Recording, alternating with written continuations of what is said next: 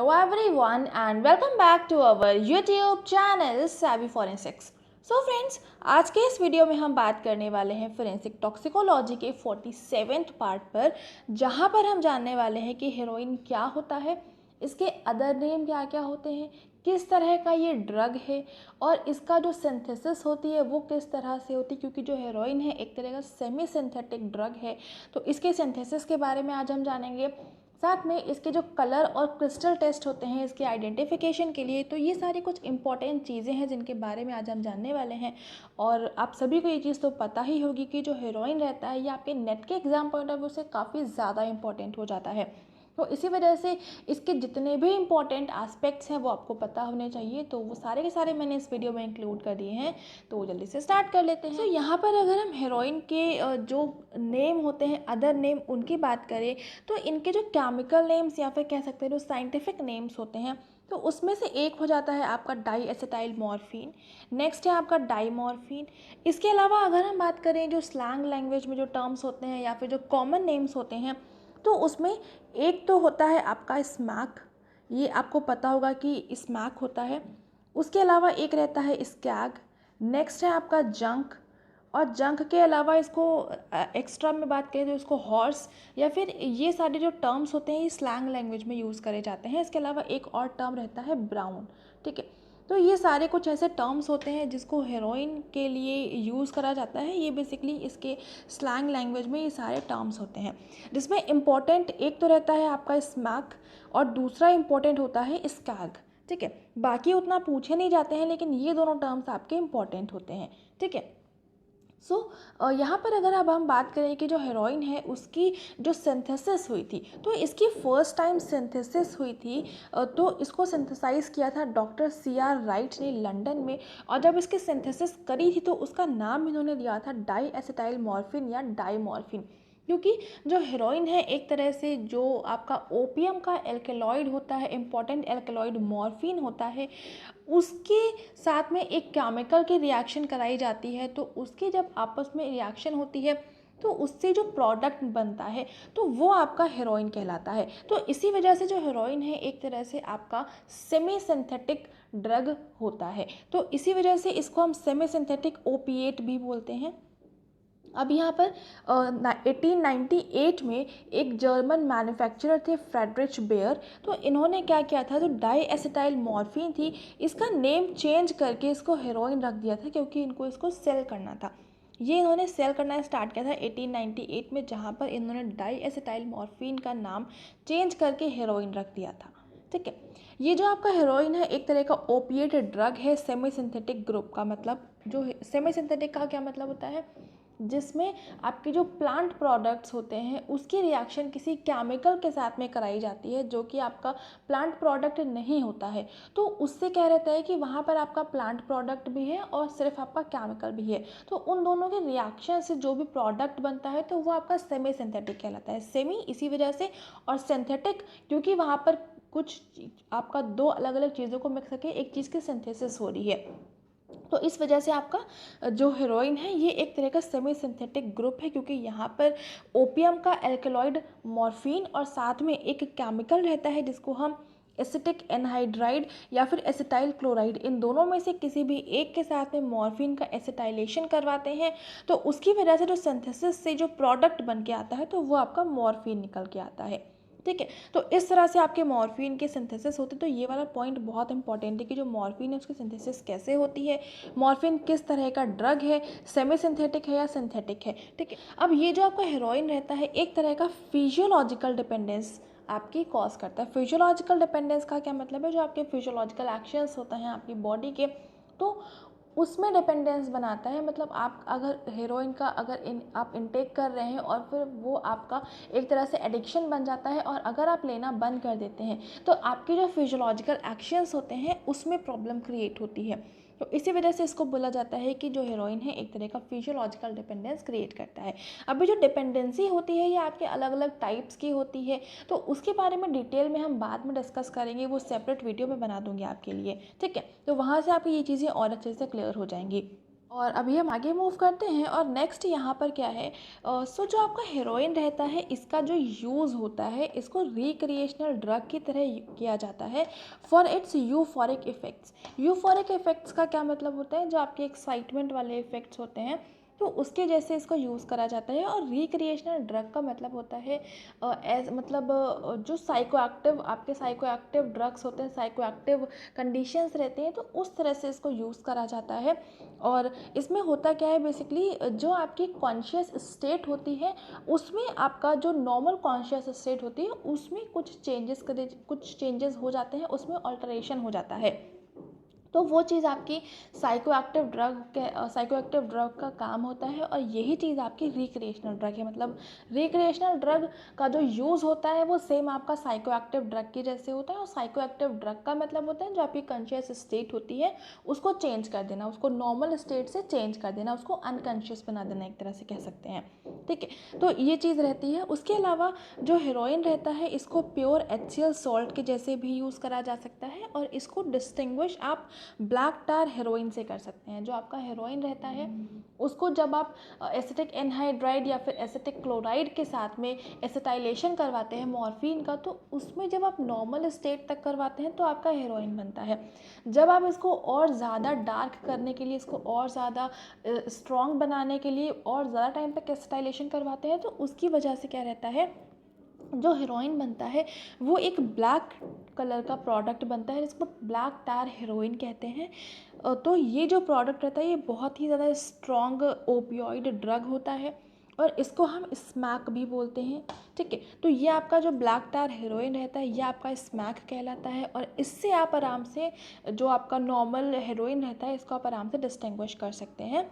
और एक जो बेसिकली जो ब्लैक टार हेरोइन रहता है इसमें जो वेरिएबल जो रहते हैं वो एडमिक्सचर होता है मॉर्फिन डेरिवेटिव्स का, जिसमें प्रीडोमिनेंटली जो मेन रहता है वो 6 MAM रहता है। MAM का मतलब है mono acetyl morphine, which is the result of crude acetylation during clandestine production of street heroin। ठीक है, तो बेसिकली जो आपका नॉर्मल हेरोइन रहता है उसी को आपको बहुत क्रूड उसका एसिटाइलेशन करवाते हैं, बहुत स्ट्रॉन्ग एसिटाइलेशन करवाते हैं, तो उससे जो प्रोडक्ट निकल कर आता है वो आपका ब्लैक टार हेरोइन होता है। और इसका जो मेन डेरिवेटिव होता है मॉर्फिन का वो 6 मोनो एसिटाइल मॉर्फिन होता है। ठीक है, और यहाँ पर जो स्मैक होता है वो एक तरह का ब्लैक टार हेरोइन का ही नाम होता है। और ये एक तरह का illegal form of strong opioid drug होता है। ठीक है, ये सारी चीज़ें हो गई। अब यहाँ पर अगर हम बात करें, जब हेरोइन आपकी बॉडी में एंटर करती है तो उसका होता है डाइजेशन। अब जब डाइजेशन होगा तो ये अपने बाई प्रोडक्ट्स में ब्रेक करेगा। तो जब ये ब्रेक करेगा तो ब्रेक करने पर जो इसके प्रोडक्ट्स बनते हैं उसमें एक बनता है आपका 6 मोनो एसिटाइल मॉर्फिन और दूसरा बनता है आपका मॉर्फिन। ठीक है, तो ये सारे कुछ आपके मॉर्फिन के इंपॉर्टेंट पॉइंट्स थे इस स्लाइड पर। एंड अभी हम आगे मूव करते हैं। नेक्स्ट यहाँ पर क्या है, जब जो हेरोइन रहता है बेसिकली उसका अगर इंजेक्शन की बात करें तो इंजेक्शन करने के लिए बहुत सारे मेथड्स होते हैं, वो ऑलरेडी हम डिस्कस कर चुके हैं। जैसे आपका इन्हेलेशन हो गया, इंजेक्शन हो गया। इंजेक्शन में आप intravenous, intramuscular, subcutaneous, oral injection या फिर रेक्टल इंजेक्शन, ये सारे कुछ आपके इंजेक्शन के मेथड्स होते हैं। सो इन सारे मेथड्स में से अगर आप इंट्रावेनस इंजेक्शन ले रहे हैं, मतलब जो आपकी वेन है, वेन्स होती हैं उसमें डायरेक्टली इंजेक्ट कर रहे हैं हेरोइन को, तो उस कंडीशन में जो हेरोइन रहता है वो 2 to 3 टाइम्स मोर इफेक्टिव होता है, या फिर कह सकते हैं 2 to 3 टाइम्स इफेक्टिव होता है उतने ही डोज अगर आप मॉर्फिन के लिए, मतलब कि अगर आप इंट्रावेनसली इंजेक्शन ले रहे हैं, सो उस कंडीशन में heroin is more powerful, more reactive in comparison to morphine. ठीक है, क्योंकि जो हेरोइन है एक तरह का मॉर्फिन का प्रोडक्ट है जो कि कंपैरेटिवली ज़्यादा आपका कह सकते हैं पॉइजनस हो जाता है, कंपैरेटिवली ज़्यादा स्ट्रॉन्ग हो जाता है। तो इसी वजह से हेरोइन को अगर आप या मॉर्फिन को अगर आप इंट्रावेनसली सेम डोज ले रहे हैं तो उस कंडीशन में हेरोइन जो रहेगा आपका 2 to 3 टाइम्स मोर इफेक्टिव होगा इन कंपैरिजन टू मॉर्फिन। तो ये वाली पॉइंट बहुत ज़्यादा इंपॉर्टेंट है, इसको बहुत अच्छे से याद रख लीजिएगा, आपके एग्जाम में क्वेश्चन ये ज़रूर से बन सकता है। ठीक है, उसके अलावा जो हेरोइन रहता है जिसको हम डायमॉर्फिन भी कहते हैं, तो इसका जो यूज़ है मेडिकली, अगर मेडिसिन पर्पस से बात करें तो बहुत सारी कंट्रीज़ में पेन रिलीफ के जैसे यूज़ करा जाता है। जैसे कि जब आपका जो लेडीज़ रहती हैं तो वो जब चाइल्ड को बर्थ देती हैं तो उस कंडीशन में आपका डायमॉर्फिन यानी कि हेरोइन को एक तरह से पेन से रिलीफ देने के लिए यूज़ करा जाता है। इसके अलावा हार्ट अटैक की कंडीशन पे भी हेरोइन का यूज़ करा जाता है as a medicine, as well as opioid replacement theory की कंडीशन में भी आपका हेरोइन को यूज़ करा जाता है मेडिसिन पर्पज से। ठीक है, इसके अलावा अगर हम बात करें जो हेरोइन रहता है इसका केमिकल फॉर्मूला क्या रहता है, तो केमिकल फॉर्मूला रहता है कार्बन C21H23 एंड NO5। तो ये इसका रहता है केमिकल फॉर्मूला, जहाँ पर कार्बन 21 मॉलिक्यूल्स होते हैं, हाइड्रोजन के 23, नाइट्रोजन का 1 एंड ऑक्सीजन की 5। ठीक है, अभी इसका स्ट्रक्चर कैसा रहता है वो आज सच कुछ इंपॉर्टेंट नहीं है, बट फिर भी आप जानना चाहते हैं तो डायरेक्टली गूगल कर लेंगे, वहाँ से आपको मिल जाएगा। ठीक है, तो ये हो गया। एंड अभी आगे मूव करते हैं और अगर इसके कुछ जनरल प्रॉपर्टीज़ की बात करें तो ये एक तरह का वाइट क्रिस्टलाइन पाउडरी सब्सटेंस होता है। इसका मेल्टिंग पॉइंट 170 डिग्री सेल्सियस होता है एंड हाइड्रोलिसिस इसकी क्लोरोफॉर्म के साथ हो जाती है, और जो ईथर और इथेनॉल होता है इसके साथ में ये कम्प्लीटली सॉल्युबल होता है। अगर आपको हेरोइन का एक्सट्रैक्शन करना है तो उसके लिए यहाँ पर आप स्टास ऑटो मेथड या फिर अमोनियम सल्फेट मेथड को यूज़ कर सकते हैं। अब ये मेथड किस तरह से किए जाते हैं, पूरा डिटेलिंग क्या है, तो उसके लिए इन दोनों के ही सेपरेट वीडियोज़ अवेलेबल हैं, तो आप उनको वहाँ पर जाकर देख सकते हैं। ठीक है, तो यहाँ तक इतना हो गया। अब यहाँ पर हम बात कर लेते हैं इसके जो ट्रीटमेंट होता है तो वो किस तरह से करना होता है। सो बेसिकली जो हेरोइन का ट्रीटमेंट होता है ये आपका बिहेवियरल थेरेपी एंड मेडिकेशंस पर डिपेंडेंट होता है। मेडिकेशंस की बात करें तो यहाँ पर आपका ब्यूपरी, नॉर्फिन, मेथाडोन और नाल्ट्रेक्सोन, ये 3 मेडिसिन यूज़ करी जाती हैं हेरोइन के ट्रीटमेंट के लिए। और अगर हेरोइन की ओवरडोज हो गई है तो उस कंडीशन में आपका एक मेडिसिन रहती है या फिर कह सकते हैं केमिकल रहता है नालोक्सोन। नालोक्सोन जो रहता है ये एक तरह से एंटीडोट भी कह सकते हैं हेरोइन के लिए। तो अगर हेरोइन की ओवरडोज है तो उस कंडीशन में नालोक्सोन का यूज़ करा जाता है।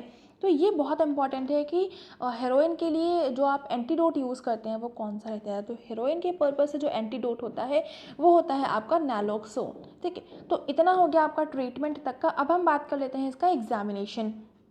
सो एग्जामिनेशन के लिए आपके कलर टेस्ट रहते हैं। कलर टेस्ट में बेसिकली जो हमने मॉर्फिन के लिए टेस्ट यूज़ करे थे वही सारे केमिकल्स यहाँ पर आप यूज़ करेंगे, बस यहाँ पर जो कलर आपको दिखेगा वो आपका डिफरेंट होगा। ठीक है, तो केमिकल्स कौन कौन से हैं वो मैंने यहाँ पर डिटेल में नहीं बताया है। वो हमने जो हमारा ओपीएम वाला पार्ट था, ओपीएम में हमने मॉर्फिन का एग्जामिनेशन बात करी थी, वहाँ पर हमने बहुत डिटेल में सारे ही टेस्ट को डिस्कस किया था। तो आप वाले वीडियो को देख लीजिएगा तो ये सारे टेस्ट आपको बहुत अच्छे से क्लियर हो जाएंगे किस तरह से करना होता है।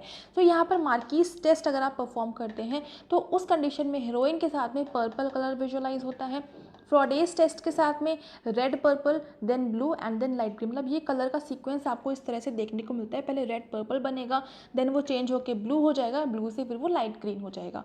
ठीक है, उसके अलावा जो मैंडलिन्स टेस्ट होता है तो उसके साथ में जो हेरोइन रहता है वो आपका लाइट ब्लू स्लेटी कलर का आपका विजुलाइज कराता है। लाइट ब्लू या फिर स्लेटी कलर से आपको, यानी कि ग्रे कलर जो रहता है, स्लेटी बेसिकली ग्रे कलर जो रहता है वो आपका विजुलाइज होता है मैंडलिन्स टेस्ट में।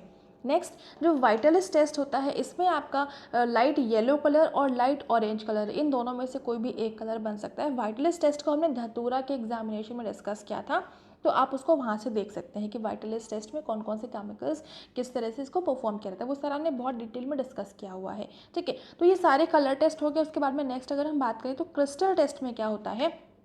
क्रिस्टल टेस्ट के लिए आपको क्या करना है, सैंपल लेना है, सैंपल में आपको ऐड करना है मर्क्यूरिक क्लोराइड, और फिर जब आप इसको माइक्रोस्कोप के अंदर देखते हैं, जितने भी क्रिस्टल टेस्ट होते हैं उसमें आपको केमिकल अप्लाई करने के बाद में माइक्रोस्कोप के अंदर देखना होता है। तो माइक्रोस्कोप के नीचे रख कर जब आप देखेंगे तो वहाँ पर आपको डेंड्राइट क्रिस्टल्स नज़र आते हैं, तो वो आपका कन्फर्म करता है कि वहाँ पर आपके हेरोइन की प्रेजेंस है। ठीक है, इतना हो गया। एंड यहाँ पर अगर हम बात करें इसके मेटाबॉलिज्म एंड टॉक्सिसिटी की, so the narcotic analgesic effect resulting from the injection of 5 to 10 milligram of heroin last for approximately 2 hours, and as a result of quick hydrolysis diacetyl morphine is converted into 6 monoacetyl morphine and eventually to morphine. It is excreted through urine in the form of morphine. ठीक है, तो ये सारी चीज़ें हमने बताई थी अभी आपको कि जो अगर जो आपका जो हेरोइन है, जब उसकी मेटाबॉलिज्म होता है, जब उसका डाइजेशन होता है, तो जब उसकी हाइड्रोलिसिस होती है, तो जो डाई एसिटाइल मॉर्फिन या फिर जो आपका हेरोइन रहता है वो आपका 6 मोनोएसिटाइल मॉर्फिन में कन्वर्ट हो जाता है और मॉर्फिन में कन्वर्ट हो जाता है। मतलब 6 मोनोएसिटाइल मॉर्फिन एंड देन वो बाद में कन्वर्ट होकर मॉर्फिन में, और फिर जब इसका एक्सक्रीशन होगा तो वो आपका मॉर्फिन के फॉर्म में यूरिन के थ्रू एक्सक्रीट हो जाता है। और जो आपका इसका नार्कोटिक एनाल्जेसिक इफेक्ट होता है वो बेसिकली 5 to 10 मिलीग्राम अगर आप हेरोइन को लेते हैं तो वो आपका 2 आवर्स के अंदर उसका इफेक्ट आपको नजर आने लगता है। ठीक है, तो ये कुछ इसकी मेटाबॉलिज्म एंड टॉक्सिसिटी की बात हो गई। तो जितने भी हेरोइन से रिलेटेड इंपॉर्टेंट टर्म्स से इंपॉर्टेंट पॉइंट्स है वो सारे के सारे यहाँ पर हमने डिस्कस कर लिए हैं। आई होप सारी चीज़ें आपको अच्छे से क्लियर हो गई होंगी, और ये वीडियो भी यहाँ पर एंड करते हैं। और आप हमें फॉलो कर सकते हैं हमारे Facebook page, Instagram, Telegram and blogger पे। टेलीग्राम पर इसकी PDF आपको अवेलेबल हो जाएगी, तो वहाँ से जाकर आप ले सकते हैं। और अगर आपको ये वीडियो पसंद आ रहा है तो इसको लाइक ज़रूर से कर देंगे, अपने फ्रेंड्स के साथ में शेयर कर दीजिएगा ताकि उन तक भी क्वालिटी कंटेंट पहुंच जाए। चैनल पर नए हैं तो चैनल को सब्सक्राइब ज़रूर से कर लेंगे, बेल आइकन प्रेस कर लेंगे for daily updates. And thank you so much for joining me here.